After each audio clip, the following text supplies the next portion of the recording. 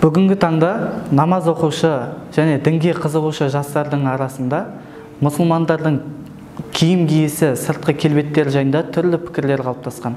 Ал бұл жайында Құран не дейді және пайғамбар хадисі не дейді? Муддассир сүресінің 4-ші аятында киім киістің сыртқы болмысы емес, киімнің тазалығы жайында нақты дәлелдер бар.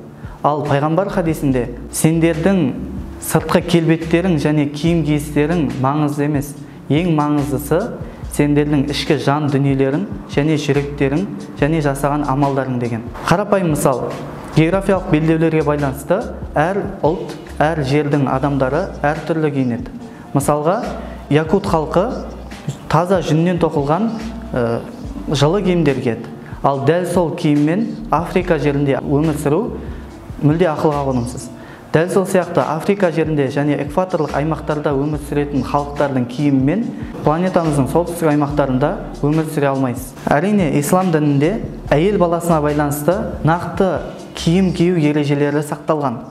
Алайда бұл жерде ол ереже бойынша матаның не киімнің түр-түсі жайында нақты айтылмаған. Өз кезегінде географиялық ауа райының қолайсыздығына байланысты және сыртқы түрлі факторларға байланысты Саудия және басқа да Шам елдері киіп жүрген киімдерді Орта Азияда кию логикаға теріс.